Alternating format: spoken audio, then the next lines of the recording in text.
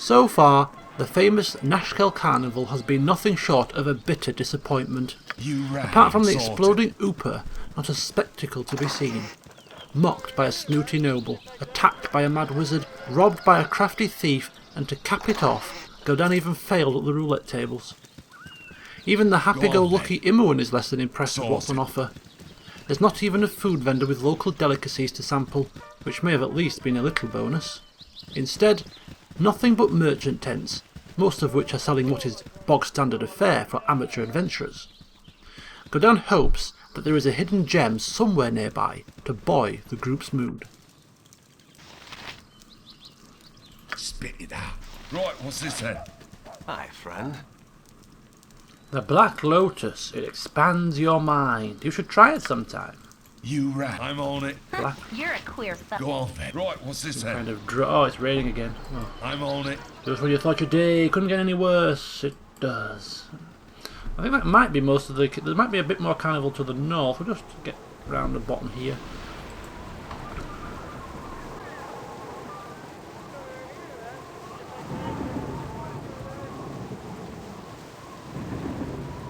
As the group circles around the cliff to the east of the Carnival, the topic of conversation turns to death, with Godan interested in what it feels like to have your life force snuffed out in an instant. Kagan is about to answer, but is cut off by Nera, who seems to revel in informing Imoen, as well as the others, what she experienced in that moment. This way, good sir. Over here. God, he's back again. Go away, you pesky idiot. Nera explains that she felt an aura of warmth surrounding her as she felt Zordrel's spell strike her down. After a moment of confusion, she then noticed a bright light in the distance and a feeling of inner calm as she floated weightlessly towards it, until she awoke in the Temple of Helm with a major headache. Kagan snorts and throws back his head. "Trust me, girlie," he exclaims. "I've been dead more times than you've had hot dinners." He describes death as cold and black, emptiness, nothingness, and if you're lucky enough to be revived, you are just that little bit more hollow and weaker. Yeah, I think we might have... this might be it for the Carnival. Oh! Kobolds! Oh, quite a few kobolds actually. Wow, it's My blade will... very careful here. I don't want to talk. You have need of me?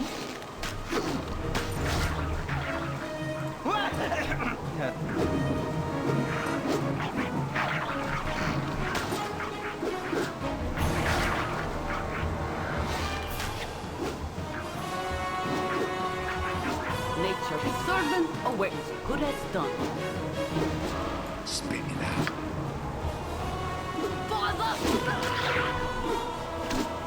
Come on, you little critter, die! You rat. I'm on it. Go on then. I'm on it.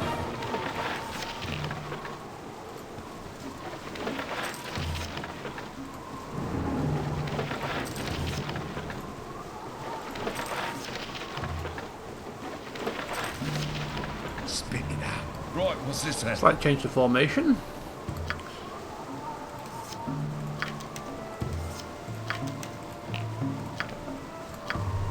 You rat. I'm on it. The fighters to the front. And the squishies to the back. Kobolds are aggressive yet industrious small humanoid creatures. They are expert trap builders, effective in preparing ambushes, and perhaps more pertinently, highly proficient miners. It doesn't take a scholar to figure out what's going on around here. The presence of kobolds so close to Nashkel at the same time there is a crisis at the local mine is surely not a coincidence.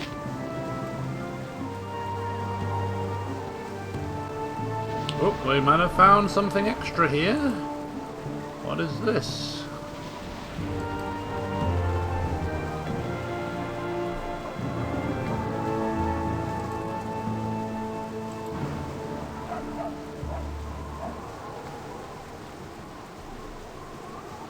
No, I don't think we have.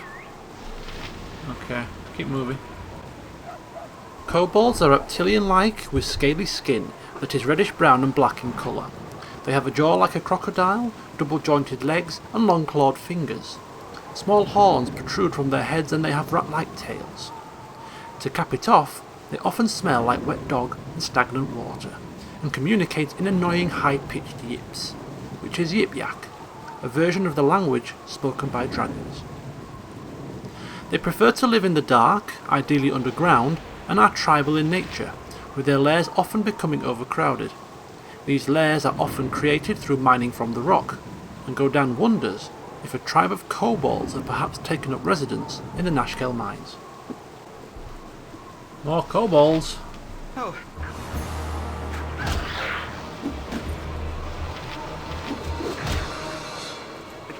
Can I help you? Go on then. Go past the... Oh, that's really not interesting. Come on, let's get him. Let's get him, let's kill him.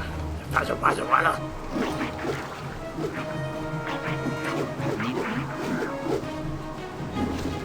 Ooh, critical hit from Immerwin.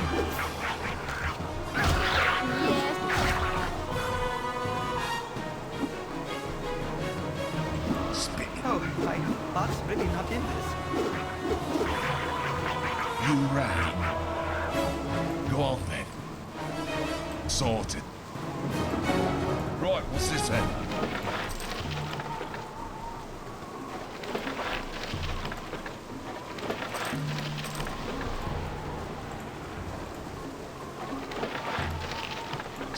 Right, what's this then? So a bit of a kobold infestation on the outskirts of the carnival, surely not safe for the residents and the people that want to come and enjoy. We should definitely get a reward for doing this, actually. Oh, another band of them.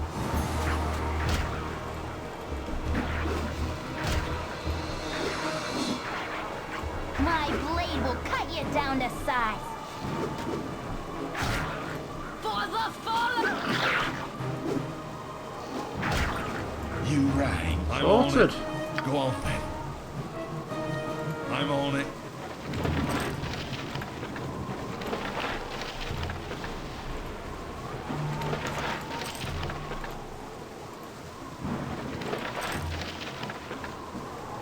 Spit it out. Right, what's this then? So explore this last little bit of territory, then we'll head back to the Nashkel Inn where we shall lick our wounds and mull over the fact that the carnival was a colossal waste of our time and effort. Nothing extremely hilarious in terms of entertainment.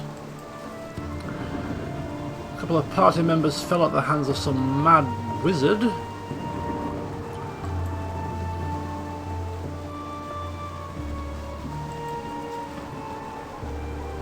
And we were robbed blind by a thief in a gambling tent. To cap it all off, we're getting bloody peeing wet through in the rain. So I think it's safe to assume that it's been a bad couple of days.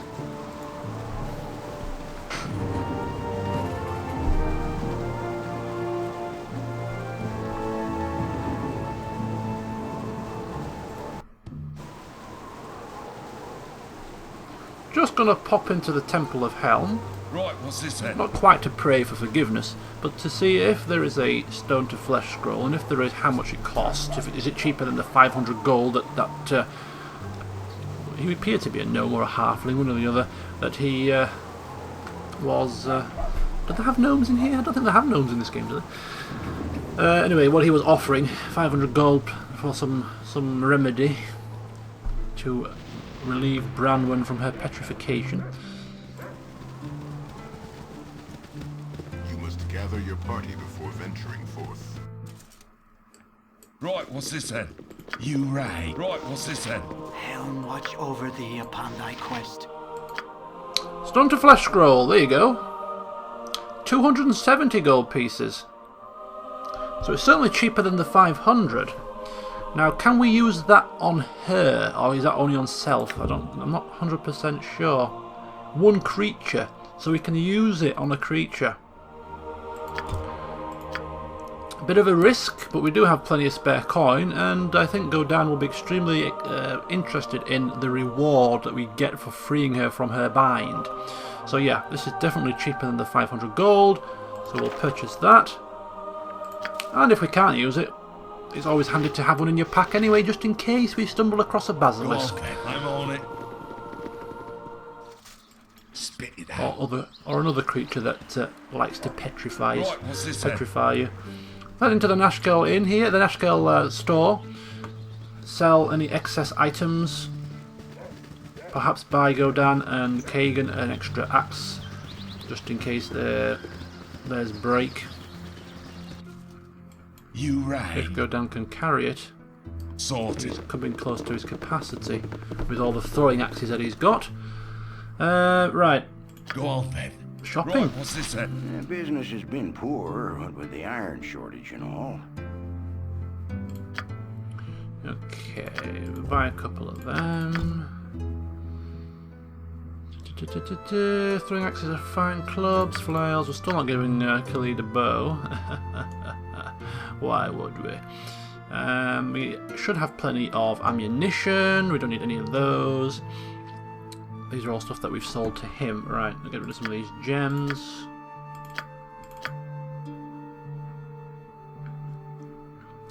Infravision is no use, no ornament. So we sell all of them. Okay. Yep. He buys bandit scalps for 50 gold pieces.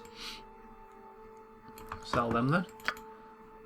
Don't think we need armour. She already has armour and colour spray as well. I think she has in her book. I could be wrong about colour spray, but we'll take the chance.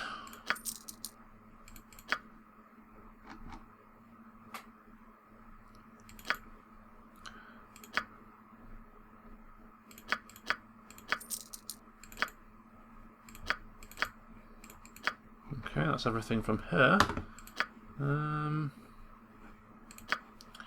Alright. Did we not buy 2 axes here? Am I losing my marbles? I could well be losing my marbles. It's been what appears to be a long session. Very draining. There we go.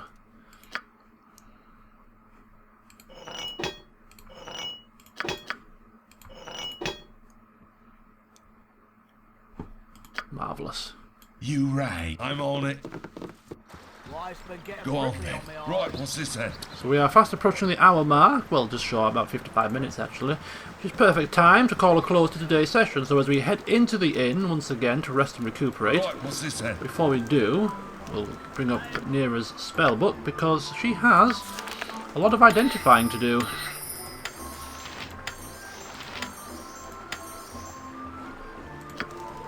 Spit it out. So, right, what's this then? Never had friends. No, sorry. we'll take a little sneaky rest. You do not dream often, but tonight the visions are vivid indeed. Long have you walked, but now you find yourself back amidst the stones of Candlekeep. Your former home looms before you, the drab walls just as you remember them. Over the barricades you can see your old room, and you wonder if it really was as small as it appears now. As you stand before the keep, a familiar figure comes into view. Gorion stands before you, but his visage is shadowy and weak. He is dead in your dreams, as in life. The phantom of your foster father mutely walks towards the woods, towards supposed safety, and beckons for you to follow as he did once before. This time you remain behind, knowing what is to come. Before your eyes, phantoms of the past reenact the pathetic scene that must have taken place in your absence. Clad in armor assuredly magical, a figure strides from the darkness. Admittedly a powerful mage in his youth, Gorion is all but helpless before the onslaught. As he falls, the scene begins again, replaying over and over. Each successive viewing makes the unknown warrior all the more impressive. As you stare at the murderer of your former mentor, one thought coalesces in your mind. You will have such power as this. Whatever it takes, you will have all that he does, and more. With that, a passage becomes clear through the darkened wood, and you wonder how you could have missed it. The trees close behind you as you walk, but you are unconcerned. The path feels right, and will assuredly give you what you seek. It seems to promise this in a voice you know, but yet have never heard. The image of Gorion's death replays in your mind throughout the night. You get used to it.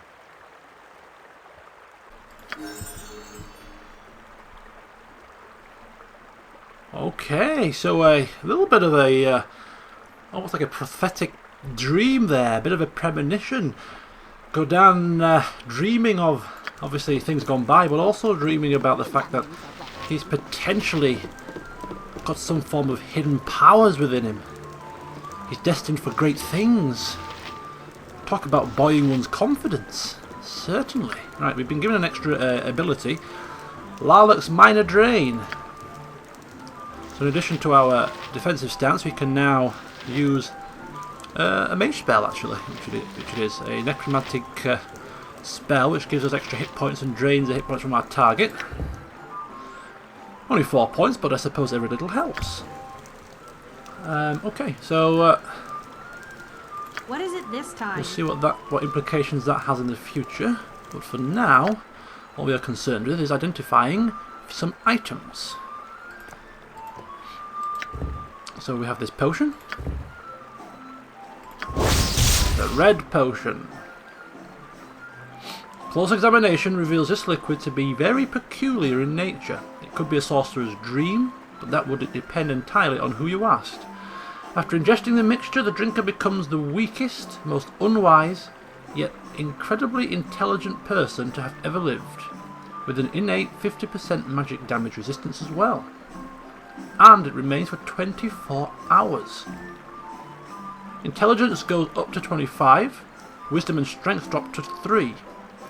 But we also get 50% resistance to all magical damage. Certainly a potion to use when you're on some kind of a tough dungeon run, perhaps. Certainly keep that in mind. She will keep the red potion as a mage, of course. Oh, she needs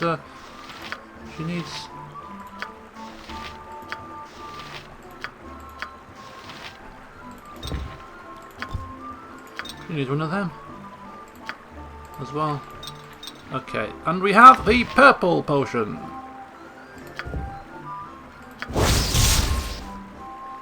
Once drunk, this mixture causes one's muscles to immediately bulge to completely inhuman proportions, titan-like actually, while dexterity and constitution are both reduced, essentially to that of a slug. And again, it lasts for 24 hours. Is it worth boosting our strength to 25 at the cost of such low dexterity and constitution? Maybe. That one. I think Godan might actually abstain from that, and we'll give it to Khalid. Anyone's gonna perhaps use it, I think he will. And have a laugh when he's moving at the speed of a slug. Although he would have quite brutish strength, but not completely a pure buffing type potion. It has some negative drawbacks. And this robe, Knave's Robe. A favourite among mage thieves. The Knave's Robe has been enchanted to shield its wearer from the blades and poisons of any darkened alley, as with others of its type. However, its use is restricted to students of the arcane. Armor class +1 versus slashing, and saves versus death +1. Oh, she has a robe already. Which one does she have? Save versus breath and missile attacks. Which one's better?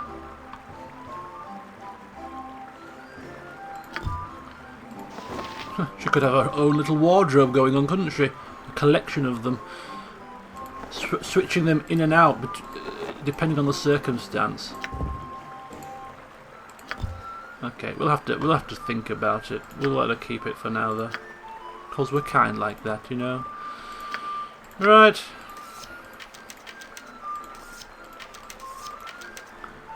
One more sleepy Go on then, beepy. spit it. I'm on it. Never had rats. No, sir. And a couple of shadow darks. Never had rats. And we'll rest in noble quarters because, well, I think we've earned it.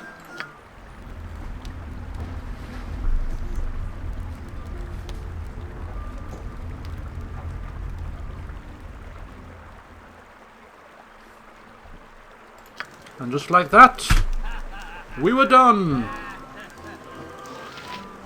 We'll have to rest again, it's 3 AM. What an unsightly hour that is. Anyway, we've come to, well, we've come to the end of today's session. Bit of a mixed bag. We've picked up a few little bits and bats here and there in terms of goodies, but most of all, the sour taste in my mouth has been left by the death of Nera and Kagan. We'll have to, as I say, look at how that affected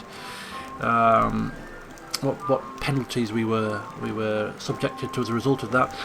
Had some gold stolen from us. I suppose the highlight of the carnival was the exploding umper, but other than that, it was really a dire thing indeed. And yeah, we needed our spirits lifting due to Godan's crushing of a hamster and slaying of Nuba, and I feel as if we haven't achieved that. But anyway, find out where we're going to go next time. See you soon.